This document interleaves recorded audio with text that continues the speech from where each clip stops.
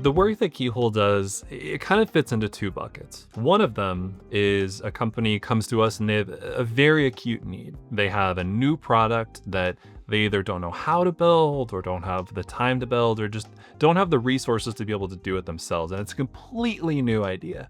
The other is that they have a proven product, something that they know works, they understand the business use case inside and out, and it's been running on-prem. And it's been working well to a certain extent, but they're starting to see that their competitors are slowly catching up to them, or in some cases have even outpaced them. How do they take those legacy applications with mounds and reams of data and move them to the cloud while minimizing risk? Any change to your production environment in any software system inherently has some risk. So how do you minimize it? How do you make sure that it works effectively?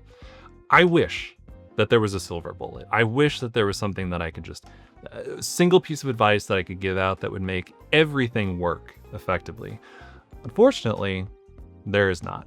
But there are some strategies that we have found with the clients that we work with that do these scenarios that help. One of them, it actually is leveraging AI. There are code bases that are just monstrous, that no one understands all the ins and outs. No one really understands, where the skeletons are buried in that.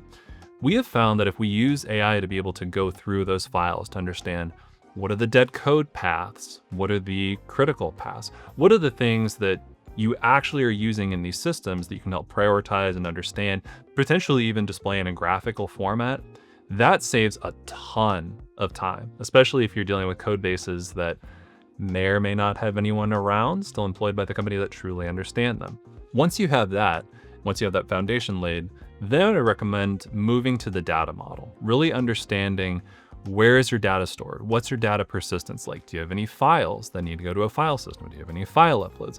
Those sort of stateful elements of any application, you can just take for granted when they're on an on-premises system, not so much when they're on a cloud system.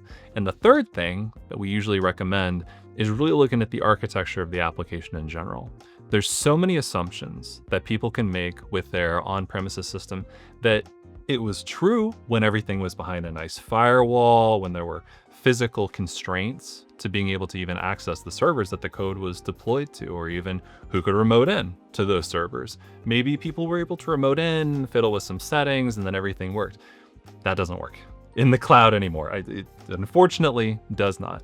Things have to be Dockerized. You have to use something like Kubernetes or Terraform, but maybe more fundamentally, latency, SLAs, downtime, that matters so much more in a cloud system than it does in an on-premises system. And to a certain extent, you can retrofit things. You can swap out what database you're using for its cloud equivalent. Maybe there are some scenarios where you have eventing using RabbitMQ. You could swap that out to some other eventing system.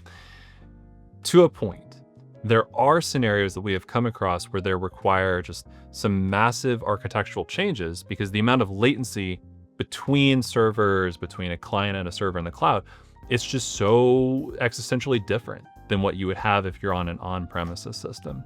Those are the three things that I typically look at when I'm in a modernization.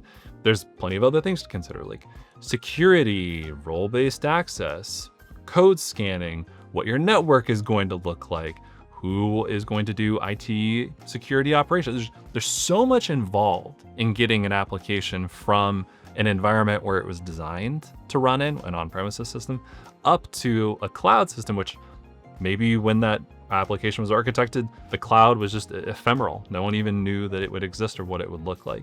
And if you want help doing that, love to come and help you. This is something that we at Keyhole are very familiar with, and few things are better when you migrate an on-premises system up to the cloud and you do it so well that the end users don't even notice.